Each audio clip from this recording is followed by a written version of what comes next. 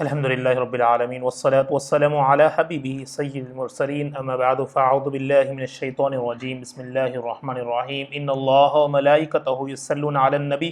یا ایہا الذین آمنوا صلوا علیہ وسلموا تسلیما اللہم صلی علی سیدنا شفیعنا حبیبنا نبینا مولانا محمد وعلی آل محمد بارک وسلم صلوا علیہ صلاۃ وسلام علیک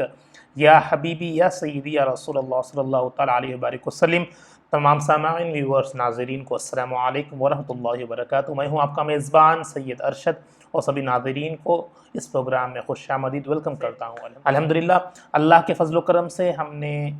اب تک 16 پارہ کے 12 رکوع مکمل کر چکے ہیں۔ انشاءاللہ آج کی اس نشست میں ہم 13ویں رکوع سے آغاز کریں گے۔ امید کرتا ہوں کہ آپ لوگ سماعت کر رہے ہیں اور یاد رکھنے کی کوشش کر رہے ہیں۔ آئیے بلا تاخیر اس پروگرام کا آغاز کرتے ہیں، بغور توجہ کے ساتھ، اچھی نیت کے ساتھ، اللہ کی رضا کی نیت سے پروگرام کو، کلام پاک کو سماعت کریں، سننے کی کوشش کریں اور یاد رکھنے کی کوشش کریں۔ موسیٰ علیہ السلام کا واقعہ چل رہا تھا۔ امید کرتا ہوں کہ آپ لوگ پچھلے ویڈیوز میں غور کریں، یاد کریں، ایک بار دوہرا رہے ہیں تاکہ آپ لوگوں کو اس جو سلسلہ چل رہا ہے وہ انشاءاللہ آپ لوگ دیکھ سکیں گے۔ بسم اللہ الرحمن الرحیم، اللہ کے نام سے شروع کرتا ہوں جو نہایت مہربان، ہمیشہ رحم فرمانے والا ہے۔ وَلَقَدْ أَوْحَيْنَا إِلَى مُوسَىٰ أَنْ أَسْرِ بِعِبَادِي فَاضْرِبْ لَهُمْ طَرِيقًا فِي الْبَحْرِ يَبَسًا لَا تَخَافُ دَرْكًا وَلَا تَخْشَىٰ۔ اور بے شک ہم نے موسیٰ علیہ السلام کی طرف وحی بھیجی کہ میرے بندوں کو راتوں رات لے کر نکل جاؤ، سو ان کے لیے دریا میں اپنا عصا مار کر خشک راستے بنا لو، نہ فرعون پکڑنے کا خوف کرو اور نہ غرق ہونے کا اندیشہ رکھو۔ کیونکہ موسیٰ علیہ السلام کا واقعہ چل رہا تھا، اللہ تعالیٰ نے موسیٰ علیہ السلام کو حکم دیا ہے کہ راتوں رات جو اللہ کے فرمانبردار ہے، جو اللہ پر یقین رکھتے ہیں، جو موسیٰ علیہ السلام کو فالو کرتے ہیں، ان کو راتوں رات اس بستی سے وہاں سے لے کر نکلنے کا حکم دیا گیا، کیونکہ فرعون کا ڈر تھا وہاں پر۔ تو اللہ تعالیٰ فرما رہا ہے کہ جاؤ رات رات لے کر نکل جاؤ، سو ان کے لیے دریا یعنی دریا نیل وہاں پر جو موجود ہے دریا، وہاں پر اللہ تعالیٰ نے حکم دیا کہ موسیٰ علیہ السلام کو اپنا عصا وہاں پر مارو، اور جیسے ہی اللہ تعالیٰ کا حکم سے آپ عصا مارتے ہیں، یعنی لکڑی جو آپ کے ہاتھ میں ہمیشہ رہتی ہے اسے مارتے ہیں، تو اللہ کے حکم سے اس دریا میں 12 چشمے ٹوٹ پڑتے ہیں، یعنی 12 چشمے نکل جاتے ہیں، 12 راستے اللہ تعالیٰ کے حکم سے اس دریا پھاڑ کر 12 راستے نکلتے ہیں، اور وہاں سے وہ لوگ جو موسیٰ علیہ السلام کو فالو کرنے والے ہیں، موسیٰ علیہ السلام 12 راستوں کے ذریعے سے ان فالو کرنے والوں کو اس دریا کے کنارے لے جاتے ہیں۔ انشاءاللہ آگے آپ سماعت کریں گے، اور فرما رہے ہیں کہ خشک راستہ یعنی اس دریا پھاٹ کر خشک راستہ بن جائے گا، نہ فرعون پکڑنے کا یعنی فرعون کے پکڑنے کا خوف نہ رہے گا اور نہ ہی ڈوبنے کا۔ فَأَتْبَعَهُمْ فِرْعَوْنُ بِجُنُودِهِ فَغَشِّيَهُمْ مِنَ الْيَمِّ مَا غَشِّيَهُمْ۔ پھر فرعون نے اپنے لشکروں کے ساتھ ان کا تعاقب کیا، یعنی پیچھا آیا، پس دریا کے موجوں نے انہیں ڈھانپ لیا۔ جب موسیٰ علیہ السلام کے قوم اس دریا کو پار کر چکے تھے اور دریا سے نکل گئے تھے، اور فرعون بھی ان کے پیچھے تھا، فرعون جب اس دریا میں آ گیا، بیچ اسی راستے پر فرعون بھی آ گیا، اور کیونکہ موسیٰ علیہ السلام کی قوم پار کر چکی تھی اور فرعون دریا کے بیچ تک آ گیا تھا، اور ان کا تعاقب کیا، پس دریا کی موجوں نے اللہ کے حکم سے دریا کی موجوں نے انہیں ڈھانپ لیا۔ اللہ کا حکم ہے کہ دریا کو مل جا، اور اس دریا جو راستے نکل گئے تھے اللہ کے حکم سے، اس دریا کے موجوں نے، لہروں نے اس راستے کو بند فرما دیا اور فرعون پہ ڈھانپ لیا جتنا بھی انہیں ڈھانپا۔ وَأَضَلَّ فِرْعَوْنُ قَوْمَهُ وَمَا هَدَىٰ۔ اور فرعون نے اپنی قوم کو گمراہ کر دیا اور انہیں سیدھے راستہ پر نہ لے گیا۔ یا بنی اسرائیل قد انجیناکم من عدوکم وواعدناکم جانب الطور الایمن ونزلنا علیکم المن والسلویٰ۔ اے بنی اسرائیل دیکھو، بے شک ہم نے تمہیں تمہارے دشمن سے نجات بخشی، اور ہم نے تم سے کوہ طور کی داہنی جانب آنے کا وعدہ کیا، اور وہاں ہم نے تم پر من اور سلویٰ اتارا۔ اور اللہ تعالیٰ فرما رہا ہے کہ موسیٰ علیہ السلام کو جس طرح اللہ تعالیٰ نے وعدہ کیا، فرعون سے بچا لیا اور فرعون کو غرق کر دیا۔ دشمن سے نجات بخشی، اور ہم نے تم سے کوہ طور پر آنے کا حکم دیا اور وہاں پر تمہیں من و سلوہ ایک دسترخوان جو آسمان سے اتارا گیا ہے وہ اتارا۔ کلوا من طیبات ما رزقناکم وما تطغوا ولا تطغوا فیہ فیحل علیکم غضبی ومن یحلل علیہ غضبی فقد ہوا، اور تم سے فرمایا ان پاکیزہ چیزوں میں سے کھاؤ جن کی ہم نے تمہیں روزی دی، اور اس میں حد سے نہ بڑھو ورنہ تم پر میرا غضب واجب ہو جائے گا، اور جس پر میرا غضب واجب ہو گیا سو وہ واقع ہلاک ہو گیا۔ اور اللہ فرما رہا ہے کہ ان پاکیزہ چیزوں میں سے کھاؤ جن کی ہم نے تمہیں روزی دی، یعنی اللہ تعالیٰ فرما رہا ہے کہ ان پاکیزہ جو تمہارے لیے حلال ہے اس میں سے کھاؤ اور تمہیں روزی دی، اور اس میں سے حد سے نہ بڑھو، حد سے نہ بڑھنے کا حکم دیا گیا ورنہ اللہ کا غضب واجب ہو جائے گا، اور جس پر اللہ کا غضب واجب ہو گیا سو وہ واقع ہلاک ہو گیا۔ وَإِنِّي لَغَفَّارٌ لِمَن تَابَ وَآمَنَ وَعَمِلَ صَالِحًا ثُمَّ اهْتَدَىٰ، اور بے شک میں بہت زیادہ بخشنے والا ہوں اس شخص کو جس نے توبہ کی اور ایمان لایا اور نیک عمل کیا پھر ہدایت پر قائم رہا۔ وَمَا عَجَلَكَ عَنْ قَوْمِكَ يَا مُوسَىٰ، اور اے موسیٰ تم نے اپنی قوم سے پہلے طور پر آ جانے میں جلدی کیوں کی،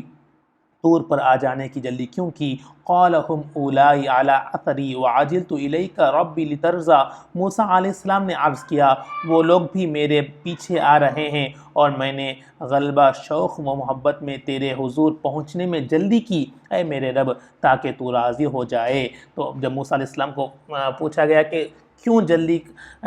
کوہ طور پر آنے کی جلدی کی، تو آپ فرماتے ہیں کہ وہ لوگ بھی میرے پیچھے آ رہے ہیں اور میں میرے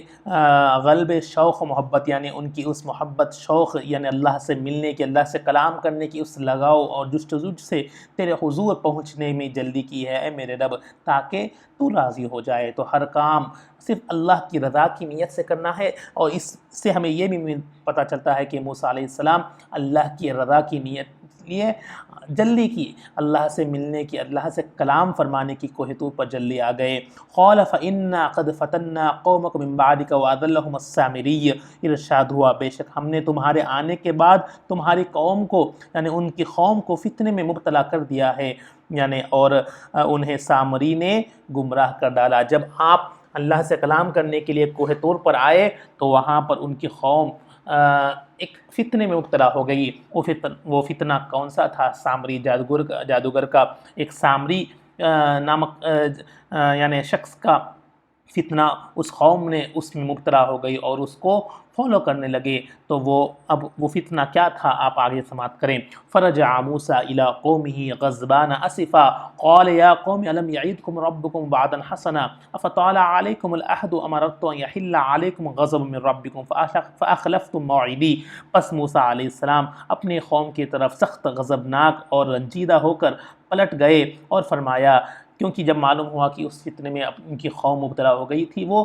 غضبناک غصے کی حالت میں رنجیدہ افسوس ہو کر واپس پلٹ گئے اور فرمایا اے میری قوم، کیا تمہارے رب نے تم سے ایک اچھا وعدہ نہیں فرمایا تھا؟ کیا تم پر وعدہ کے پورے ہونے پہ طویل مدت گزر گئی تھی؟ کیا تم نے یہ چاہا کہ تم پر تمہارے رب کی طرف سے غضب واجب ہو اور نازل ہو جائے؟ پس تم نے میرا وعدہ خلاف ورزی کی۔ آپ نے انہیں فرمایا، آپ نے انہیں سمجھایا، اللہ کا غضب سمجھا کر وعدہ کو بتا کر وہاں سے گئے۔ پھر جب آئے تک آپ کی قوم اس میں مبتلا ہو گئی تھی، آپ تو ان قوم سے پوچھتے ہیں کہ کیوں تم نے اس طرح کیا؟ تم نے ایک اچھا وعدہ نہیں فرمایا تھا؟ تم نے اللہ کے غضب پر یعنی اللہ کو غضب لانے کی وجہ کیوں کی طویل مدت کی، اور تمہارے رب کی طرف سے غضب واجب ہو جائے گا اور نازل ہو جائے گا، پس تم نے میرے وعدہ خلاف کیا، تم نے جو وعدہ کیا تھا اس کے وعدہ خلاف ورزی کی ہے۔ قالوا ما اخلفنا موعدك بملكنا ولكننا حملنا اوزارا من زینة القوم فقذفناها فكذلك القى السامری، وہ بولے ہم نے اپنے اختیار سے آپ کے وعدے کی خلاف ورزی نہیں کی، مگر ہوا یہ کہ قوم کے زیورات کے بھاری بوجھ ہم پر لاد دیے گئے، اب وہ لوگ سمجھا رہے ہیں کہ ہم نے جان بوجھ کر، یعنی ہم نے اپنے اختیار، اپنے ہاتھوں سے، اپنے اختیار سے نہیں کی، بلکہ آپ کے وعدے کی خلاف ورزی نہیں کی، مگر کیا ہوا تھا کہ یہ کہ قوم کے زیورات کی بھاری، یعنی ان کے پاس جو زیور تھے، سونا وغیرہ تھا، وہ لاد دیے گئے تھے، یعنی ان پر بوجھ ڈال دیا گیا تھا، تو ہم نے انہیں آگ میں ڈال دیا، وہ تمام زیورات کو آگ میں ڈال دیا۔ پھر اسی طرح سامری نے بھی ڈال دیے، جو سامری شخص تھا اس نے بھی ڈال دیا۔ فَأَخْرَجَ لَهُمْ عِجْلًا جَسَدًا لَهُ خُوَارٌ فَقَالُوا هَذَا إِلَٰهُكُمْ وَإِلَٰهُ مُوسَىٰ فَنَسِيَ، پھر اس سامری نے ان کے لیے ان گلے ہوئے زیورات سے ایک بچھڑا کا قلب تیار کر کے، یعنی بچھڑا یعنی گائے کا جو بچھڑا ہوتا ہے، اس کو تیار کر کے، اس کا دل قلب تیار کر کے نکال لیا۔ اس میں سے گائے کی سی آواز نکلتی تھی، یعنی اس بچھڑے سے گائے کی آواز نکلتی تھی۔ وہ اس جو گلے ہوئے زیورات سے اس طرح بنا کر اس نے اس طرح وہ فتنہ تیار کیا، آواز جو نکلتی تھی۔ تو انہوں نے کہا کہ یہ تمہارا معبود ہے۔ اب سامری نے کہنے لگا کہ یہ تمہارا معبود ہے، جو آواز نکل رہا ہے، جو آواز آ رہی ہے اس قلب سے، اس بچھڑے سے، تو یہ تمہارا معبود ہے، اور موسیٰ علیہ السلام کا بھی ہے، یہی معبود ہے، اس سامری نے کہا۔ تو وہ فتنہ ڈال دیا اور ایک قوم کو گمراہ کر دیا۔ بس وہ سامری یہاں پر بھول گیا اور معبود ہے، بس وہی وہ سامری یہاں پر بھول گیا۔ افلا يرون الا يرجع الیہم قولا ولا يملك لهم ضرا ولا نفعا، بھلا کیا وہ اتنا بھی نہیں دیکھتے تھے کہ وہ بچڑا انہیں کسی بات کا جواب بھی نہیں دے سکتا؟ یعنی اب قوم کو موسیٰ علیہ السلام فرما رہے ہیں کہ تم نے اتنا بھی نہیں غور کیا کہ وہ بچڑا کسی کا جواب بھی نہیں دے سکتا، اور نہ ان کے نقصان کا اختیار رکھتا ہے، یعنی وہ نقصان نہیں پہنچا سکتا، نہ نفع پہنچا سکتا، تم نے وہ بھی نہیں سوچا، کیونکہ وہ فتنے میں مبتلا ہو گئے تھے۔ اس وقت اس چیز کو سمجھ میں نہیں آیا قوم کو، اور وہ آواز نکالنے میں ہی اس کے کہنے پر وہ مان گئے اور اسے معبود اختیار کر لیا۔ اس طرح فتنے نکلتے ہیں۔ آج بھی ہم کسی کو دیکھ کر اپنے، اللہ تعالیٰ نے ہم کو ایک سوچنے کی سوچ جیسی چیز عطا کی ہے، ہم نے ذہن و فکر دیا ہے، فکر و سوچ دیا ہے، کیا صحیح ہے کیا غلط ہے، اللہ تعالیٰ ہمیں سمجھایا ہے۔ سوچ و فکر کر کے اگر ہم بھی آج اسی طرح کی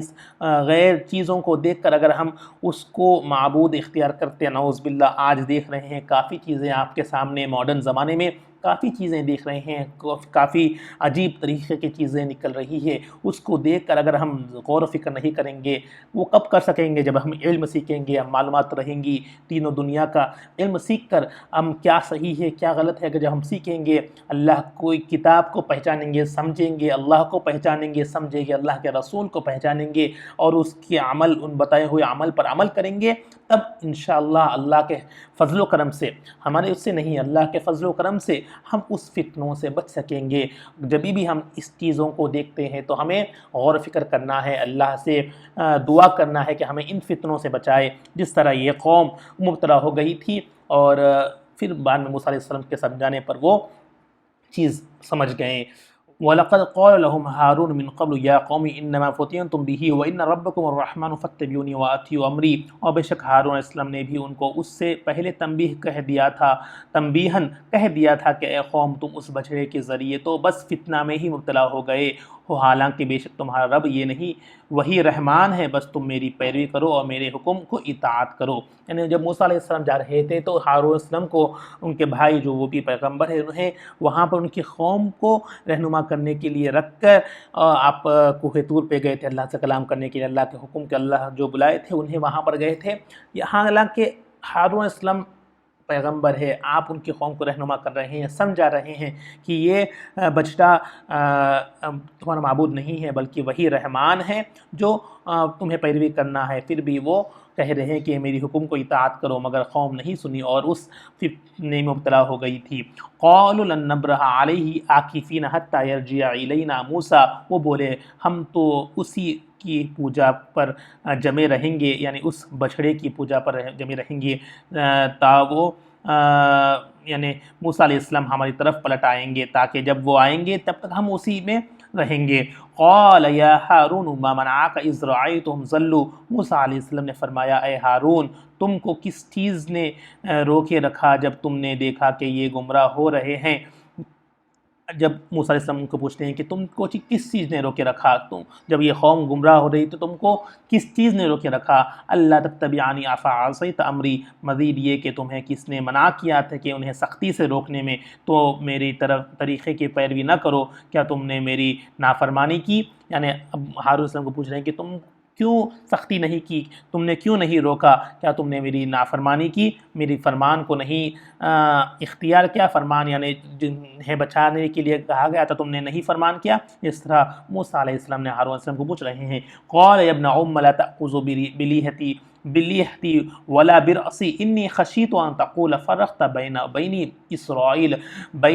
اسرائیل ولم ترقب قولی۔ ہارون علیہ السلام نے کہا اے میری ماں کے بیٹے، یعنی ان کے بھائی ہے، تو آپ نے اس طرح فرمایا اے میری ماں کے بیٹے، آپ نہ میری داڑھی پکڑیں، یعنی وہ اس طرح پکڑ کر پوچھ رہے تھے، آپ نہ میری داڑھی پکڑیں اور نہ میرا سر میں سختی کرنے میں، اس بات سے ڈرتا تھا کہ کہیں آپ یہ نہ کہیں کہ تم نے بنی اسرائیل کے درمیان فرقہ بندی کر دی ہے اور میری قوم کی نگہداشت نہیں کی، یعنی آپ اس طرح فرمائیں کہ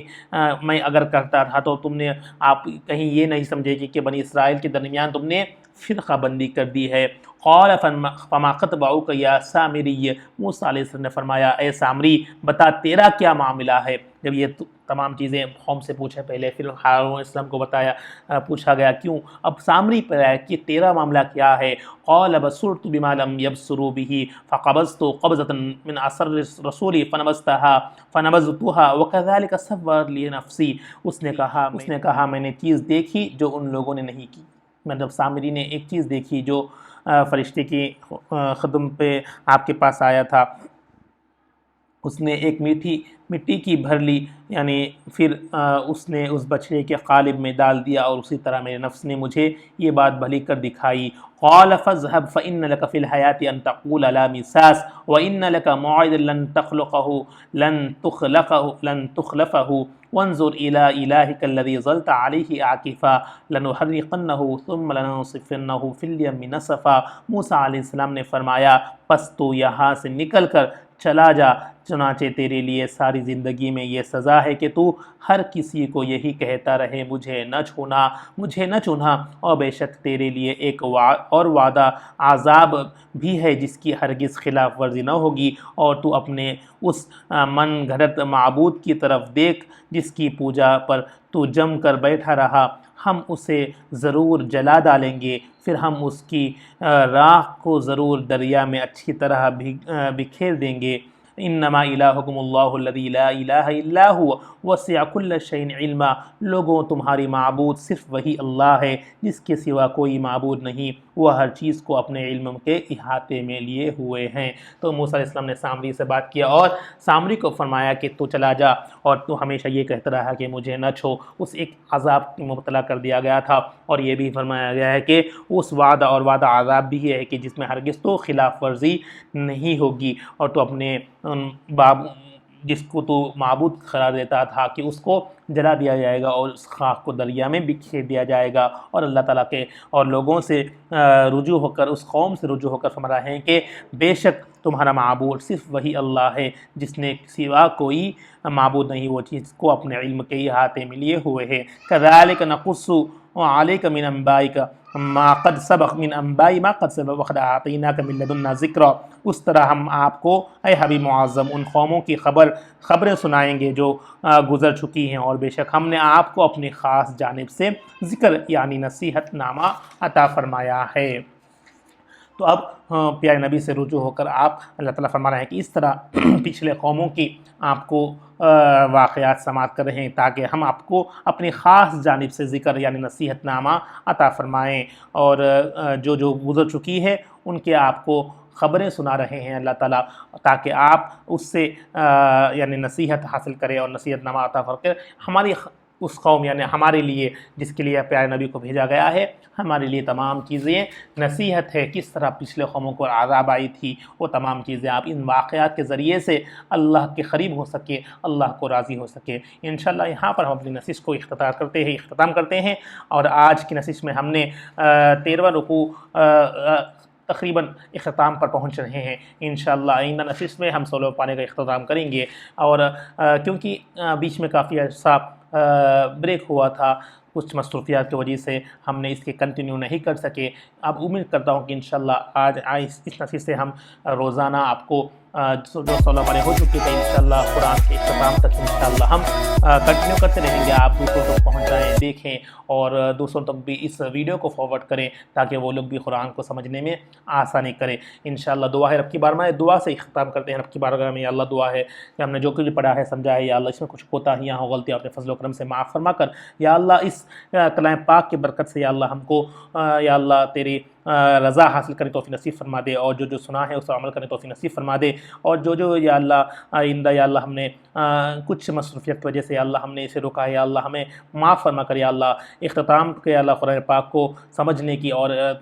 عمل کرنے توفیق نصیب فرما دے۔ ہر روز تیرے کلام پاک کو سمجھ کر پڑھنے والا بنا دے، اس پر عمل کرنے والا بنا دے، یا اللہ ہم سے قرآن کو محبت فرما دے، قرآن سے محبت فرما دے، اور قرآن کو سمجھنے میں آسانی فرما دے یا اللہ بلا ناغہ یا اللہ اسے قرآن کو سمجھ کر ترجمے کے ساتھ پڑھ کر یا اللہ اختتام تک یا اللہ کرنے توفیق نصیب فرما دے، ہمیں مدد فرما دے یا اللہ، ہمیں تمام رکاوٹوں سے محفوظ فرما دے، دن اور دنیا میں کامیابی نصیب فرما دے۔ جنہوں نے دعاؤں کے واسطے کہا ہے تمام کی نیک مقاصد کو پورا فرما دے، سارے دعاؤں کو اپنے فضل و کرم سے اپنے پیارے حبیب صدقے سے قبول فرما دے۔ اللہم ربنا تقبل منا انک انت السمیع العلیم